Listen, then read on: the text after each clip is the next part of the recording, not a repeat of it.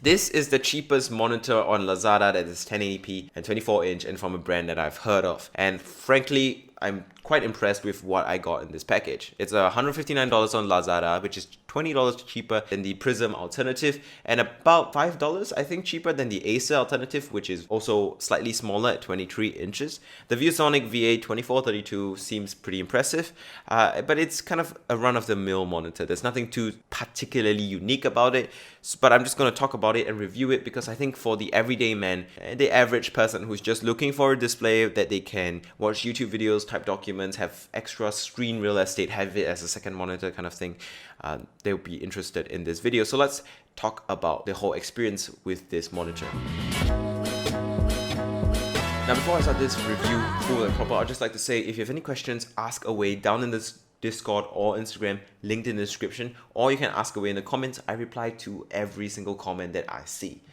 Let's get on with it. Starting off with the unboxing experience, you get, in terms of accessories, you got a power brick and you've got a monitor arm, which is pretty decent. It's a monitor stand. It's not like an arm that attaches to anything. It's a stand that is kind of light, made of plastic, but it's not the worst. This is a light display, so not having the heaviest, beefiest stand isn't too big of a concern. And I like the fact that this monitor stand has plenty of tilt angle. It allows you to tilt the display a good amount, like about 10-15 degrees, which is much more than the Prisms that only give you like 5 degrees of tilt. Obviously, because it's a cheap monitor stand, it's a cheap display overall, it doesn't have the ability to swivel or height adjust. So if you want those features, you're gonna have to pay like $30-40 and get yourself like a decent monitor stand. Now let's take a physical tour of the display before we talk about the display and how to use it, the setup process and everything. On the back, you've got a very simple I/O layout. You've got your power plug, you've got an HDMI port and a VGA port. I don't know why anyone will use VGA with this, but if you have to use VGA, you can, which makes no sense at all. Just use HDMI, guys. Seriously, it's 2021. You got a Viewsonic logo on the back. Very clean, simple design. It's a monitor designed to just sit on your desk and allow you to work effectively. So no surprises here. Build quality isn't phenomenal. The whole thing is plastic and that, but it is the cheapest monitor on Lazada, so I can't blame it for that. I mean, the parts that need to have a little bit of metal in it, such as the hinge for the monitor, is it's metal. So, and that gets the job done. Now, where you attach the monitor arm to the monitor,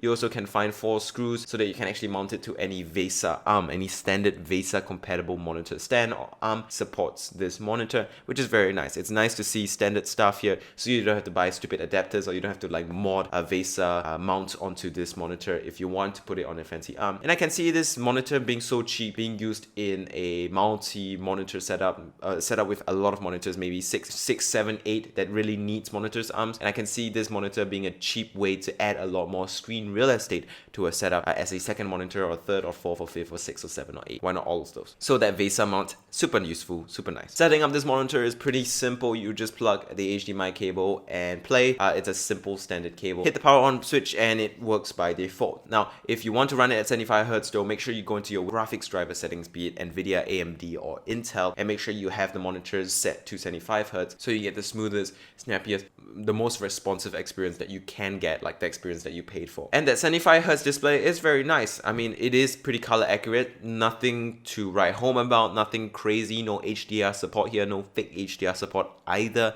It's a 4 milliseconds response display, but for casual gaming, like casual CSGO, casual games like story games like The Witcher 3, you know, there's no worry too much about having the fastest response times. If you're just a casual gamer, this is going to be more than enough, and it's going to be a 25% improvement over your run-of-the-mill 60 Hz display, so slightly noticeable over something that's 60 Hz. 75 Hz is still a decent improvement over 60, so no worries there. And of course, the contrast, viewing angles and all that is pretty excellent on this display. I like the fact that it has a matte finish. We're in sunny Singapore, and because we're in sunny Singapore, there's a lot of sun coming in through the windows. If we had a reflective display, it will reflect all that light onto your face, which will hurt your eyes and just be uncomfortable and just it's not fun. Then I like the matte display. I like how it disperses the light softly. And it's just one of those things that makes sense in Singapore. So awesome there. Now let's talk about settings, because this is for more of your tinkerers and people who really like getting into the nitty and gritty details of the stuff they buy. How are the settings on this monitor? Well, I actually like the way the settings are laid out on this display. You've got 6 buttons on the bottom. One of them is the power off button. Don't press that by accident. It's very frustrating to wait for the whole thing to reboot. But yeah, you have a button that allows you to have access to this quick menu all the way on the left. It's marked by the star. Button buttons are clicky and very easy to feel. They're very tactile, by the way, so very, very nice there. Now, the button all the way on the left allows you to access the quick simplified menu that allows you to quickly switch between preset custom picture profiles that include standard, movie, game, text, web, and Mac. Mac is obviously for if you're using a MacBook, a Mac, and they have slightly different way of processing color, so setting it to Mac mode actually makes sense. And the different modes are just slight shifts in saturation, contrast, brightness, and you can adjust it depending on your taste. These presets are decent, but I don't find myself, I wouldn't see myself using any of them. I'll just run it in standard. If I really wanted to tinker with the color, I can. Inside this quick menu though, you can also adjust brightness and contrast really quickly, which is a feature that I miss on my Prism monitors. I wish my Prism monitors had this little mini menu so I don't have to dig through the complex menu every time I wanted to change my brightness. You can quickly change the input source here as well. But if you press any of the other 4 setting buttons instead of this quick menu button, you will access the in-depth menu where you can really get into the nitty-gritty, such as doing things like black stabilization. You got your brightness, contrast obviously, but you can change set sharpness, color, temperature, a variety of settings, basically all the monitor settings that you will want in a simple entry-level 1080p monitor like this. Okay, so that's it for the settings, that's it for the display, that's it for the whole user experience. I think overall that this display is very, very good. It is $159, so it's literally the cheapest monitor on Lazada. There's really nothing to kind of criticize it over that, because for this price, a 75Hz 1080p display is really, really impressive. It's got thin bezels, it looks clean, it looks simple. I think it looks very nice. The display is good, it gets the job done, and while it feels cheap, it is cheap, so there's nothing really to complain about with this monitor. If you're someone who's looking for a cheap display because you are building a very budget-friendly setup, a budget-oriented setup, and you don't have much money, instead of buying a $100 second-hand 1080p display, spend another $60 and get this brand new because it comes with warranty,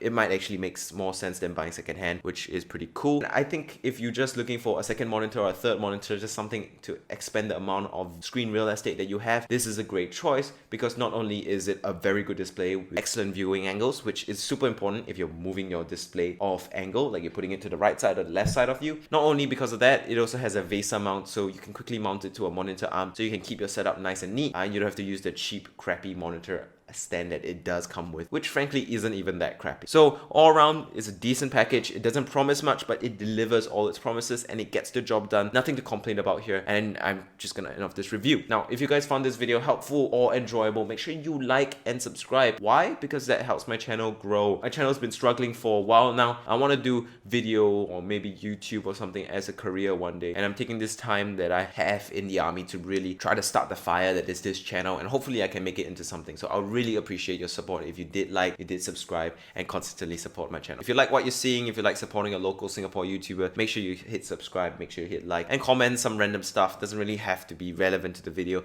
I reply to every single comment. Anyway, I'm gonna end this video off right here, right now. I'll see you guys in the next one. Goodbye.